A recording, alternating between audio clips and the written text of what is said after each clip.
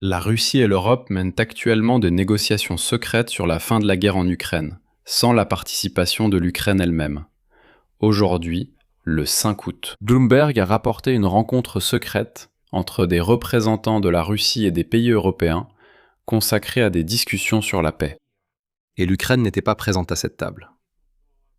Le même jour, comme vous le savez, l'Union européenne a officiellement cessé d'accorder une protection temporaire aux nouveaux arrivants ukrainiens soumis au service militaire. Et à l'aéroport de Leipzig, en Allemagne, un drone avec des explosifs a été découvert juste à côté d'un avion de transport ukrainien. Et ce drone n'a pas explosé simplement parce que le détonateur s'est un peu détaché. Dans cet épisode, nous allons discuter des rencontres organisées par les Européens et les Russes et pourquoi elles se tiennent sans l'Ukraine.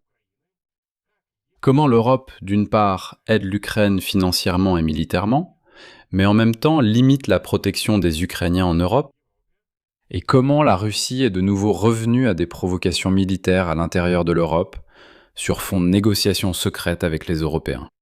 Bref, commençons, mais avant de commencer, je vous demande de vous abonner, s'il vous plaît, à cette chaîne YouTube. Vérifiez tout de suite sous cette vidéo si vous êtes abonné à cette chaîne. Parce que beaucoup regardent mes émissions sans s'abonner. C'est très important. Nous approchons la barre des 300 000 abonnés, donc je vous serai reconnaissant pour chaque abonnement. Alors, aujourd'hui, le 5 août, après que Kiev et la région de Kiev se sont remis d'un terrible bombardement russe, on a appris que les Européens et les Russes, sans la participation de l'Ukraine, discutent de la question de savoir comment la guerre en Ukraine va se terminer. Selon l'agence Bloomberg, une réunion secrète entre des représentants de la Russie et de l'Europe a eu lieu la veille, consacrée à des négociations de paix sans la participation de l'Ukraine, et je dirais que cette rencontre s'est tenue de nouveau. Autrement dit, c'est pas la première rencontre. J'expliquerai un peu plus tard pourquoi. Le simple fait que la partie qui mène directement la guerre sur son propre territoire soit absente à la table des négociations pour mettre fin à cette même guerre, c'est un fait important qui suscite de grandes questions pour les Européens, mais il faut aussitôt apporter une nuance. Des contacts diplomatiques préliminaires à huis clos entre pays ont régulièrement lieu lors de conflits prolongés. Et chaque contact de ce type ne signifie pas automatiquement qu'un accord a déjà été conclu. Et c'est ce qu'on appelle la diplomatie de deuxième et de troisième niveau.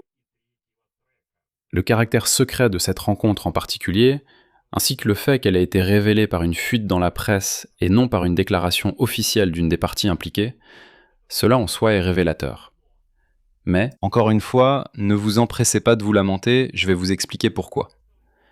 Il a été révélé que le mois dernier, des pays européens ont tenu une autre réunion secrète, avec des représentants de la Fédération de Russie concernant la question de la fin de la guerre en Ukraine.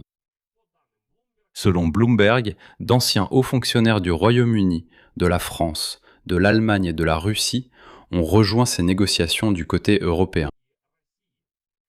En particulier, l'ancien conseiller britannique à la sécurité nationale, Tim Barrow, était présent. L'ancien secrétaire d'État allemand Markus Ederer et le diplomate français expérimenté Pierre Vimont. Les sources du journal n'ont pas révélé qui était présent à cette réunion du côté du Kremlin. Mais je vais citer Bloomberg ici, afin d'éviter toute panique inutile à ce sujet. Citation. Il n'est pas rare que d'anciens responsables et des groupes de réflexion participent à des efforts diplomatiques informels, sans sortir du cadre gouvernemental, afin d'explorer des solutions potentielles aux problèmes internationaux complexes. De telles rencontres sont le plus souvent des initiatives privées, sans mandat officiel, et se déroulent sous forme de discussions d'experts. Ces soi-disant rencontres en coulisses, ou rencontres de diplomatie de second niveau, visent à l'échange d'idées, qui peuvent ensuite être transmises par les canaux gouvernementaux. Je tiens à souligner que ce n'est pas la première fois que l'on apprend l'existence de négociations secrètes impliquant des dirigeants européens et des représentants russes. En particulier, en juillet, le président de l'Azerbaïdjan, Ilham Aliyev, a annoncé une rencontre sur le territoire de son pays entre des représentants de l'Allemagne et de la Fédération de Russie. Selon Aliyev, la rencontre portait également sur la cessation de la guerre en Ukraine. Au ministère ukrainien des Affaires étrangères, En réagissant à cette information, on a déclaré que de telles rencontres ont une importance proche de 0 pour mettre fin à la guerre. Donc, pas de panique, rien d'important ne se passe dans le dos de l'Ukraine. En fait, si on y regarde de plus près, la diplomatie du 2e, voire du 3e niveau, c'est simplement un échange d'opinions. C'est la même chose que si d'anciens fonctionnaires, ou même nous-mêmes, étions assis à discuter de comment on pourrait parvenir à une solution, c'est-à-dire proposer hypothétiquement des options, des idées, les discuter, les rejeter, proposer quelque chose de nouveau, et ainsi de suite. C'est un club de discussion, si vous voulez. Mais il y a tout de même un risque que les informations issues de ce club de discussion soient effectivement portées au niveau des gouvernements officiels. En fait, en règle générale, c'est précisément cette diplomatie de second niveau qui est utilisée pour discuter de certaines options délicates ou impopulaires de résolution de problèmes. Et si quelque chose tourne mal, on pourra dire que, officiellement, personne n'a même soulevé cette question. Oui, cela a été évoqué, mais pas officiellement. Au même moment, les médias allemands écrivent aujourd'hui que c'est précisément la guerre en Ukraine qui a fait des forces armées ukrainiennes le principal garant réel de la sécurité de l'Europe, à la place de l'armée américaine. Ils affirment que l'Europe doit se tourner entièrement vers une coopération avec les forces armées ukrainiennes sur fond de retrait des États-Unis de la région. La logique de cette affirmation est directe. Pendant que les ressources militaires américaines sont épuisées par une guerre parallèle avec l'Iran, à tel point que Washington, comme nous l'avons déjà analysé dans les épisodes précédents, refuse même de fournir des missiles prêts à l'emploi à l'Ukraine. L'armée ukrainienne reste en pratique le véritable bouclier actif qui retient physiquement l'avancée de la Russie sauvage vers l'ouest depuis plus de 4 ans. Bien que cela crée une contradiction évidente avec le simple fait que les négociations se déroulent sans la participation de l'Ukraine, sans la participation de ce pays et de cette armée qui, en réalité, assurent la sécurité européenne actuelle, par leurs propres forces et leur propre sang. Une autre grande nouvelle d'aujourd'hui, c'est la décision de l'Union européenne de cesser d'accorder une protection temporaire aux Ukrainiens soumis au service militaire arrivant dans l'Union européenne. Bien sûr, cela concerne avant tout, surtout les hommes en âge d'être mobilisés. Voyons ce que cela signifie en pratique. Il s'agit de la catégorie des hommes en âge d'être appelés sous les drapeaux, qui auparavant, en arrivant sur le territoire des pays de l'Union européenne, pouvaient obtenir le statut de protection temporaire, c'est-à-dire le droit légal de rester en Europe, de travailler, de recevoir un soutien social, au même titre que les autres réfugiés. Désormais, pour les nouveaux arrivants ukrainiens soumis au service militaire, cette voie est fermée. L'idée, c'est que les hommes en âge d'être appelés doivent rester en Ukraine et défendre le pays, et non chercher protection à l'étranger. C'est clairement indiqué dans la décision du Conseil européen. C'est en fait une citation directe de ce texte. Il est important de noter que la décision est déjà entrée en vigueur, elle n'attend pas jusqu'en mars 2027. Non, elle est déjà entrée en vigueur au moment de sa publication dans le journal officiel des décisions du Conseil européen. Et par exemple, la Tchéquie l'a déjà officiellement déclaré qu'à partir d'aujourd'hui, du 5 août, les hommes ukrainiens doivent prouver qu'ils ont accompli leur devoir militaire envers l'Ukraine, à l'aide de la plateforme Réserve Plus, sinon la Tchéquie ne leur accordera pas de protection temporaire en Europe. Eh bien, pendant ce temps, la Russie continue de déstabiliser la situation en Europe, à l'aide de nouvelles sabotages et provocations. Dans la nuit de mardi à mercredi, le 5 août, à l'aéroport de Leipzig-Halle, en Allemagne, des employés ont découvert un objet ressemblant à un drone modifié avec des explosifs juste à côté de l'aire de stationnement de l'avion de transport ukrainien AN-124. Selon les rapports de police, des explosifs et un détonateur étaient attachés au drone.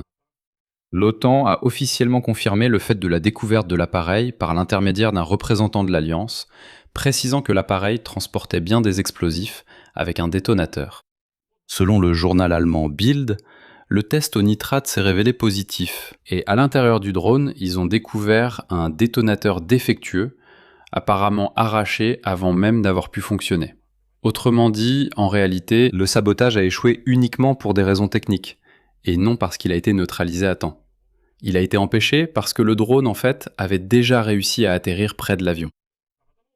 C'est pourquoi il y avait un risque réel que l'avion de transport ukrainien puisse être détruit par les Russes sauvages sur le territoire allemand. C'est simplement un concours de circonstances que ce détonateur n'ait pas fonctionné. À cause de l'incident, la piste sud de l'aéroport, qui est d'ailleurs l'un des principaux centres logistiques de DHL en Europe, a été fermée temporairement. Plusieurs avions, dont un de passagers, ont été redirigés. Et ce n'est pas un cas isolé, rien que pour le premier semestre de 2026. Le service allemand de navigation aérienne a enregistré 145 perturbations dans les aéroports allemands. En raison de vols non autorisés de drones, et dans la plupart des cas, il n'a pas été possible d'identifier les opérateurs de ces drones. C'est pourquoi, dès décembre dernier, un nouveau centre national de protection contre les drones a été ouvert en Allemagne. Et ils ont créé une unité de police spécialisée de plus de 130 agents. Mais, comme on le voit, ils ne parviennent pas encore à résoudre le problème. Et ce n'est pas leur travail qui a empêché l'explosion à l'aéroport de Leipzig, mais simplement une panne du drone lui-même et le fait que le détonateur n'a pas fonctionné. Et maintenant, le plus intéressant. Vous vous souvenez que le Premier ministre polonais Donald Tusk affirmait que la Russie préparait des attaques de drones contre l'Europe, en les faisant passer pour des drones ukrainiens. Eh bien, aujourd'hui, le journal Militarny écrit que de tels drones peuvent être utilisés non seulement pour frapper l'Ukraine, mais aussi pour des actes de sabotage ou de provocation directement dans les pays européens, sous couvert d'attaques ukrainiennes. Et cette possibilité a en fait été confirmée par le conseiller du président ukrainien pour le développement des technologies de défense, Sergei Flash Beskresnov. Autrement dit, le risque d'un tel scénario d'utilisation de drones pour des provocations contre l'Europe, déguisées en attaques ukrainiennes, est directement évoqué par une personne du cercle rapproché du président ukrainien. La réaction des différents pays de l'OTAN à de tels incidents aériens a également été révélatrice. Elle est loin d'être homogène. Par exemple, la Roumanie, après des modifications législatives, a commencé à abattre beaucoup plus activement les drones ennemis.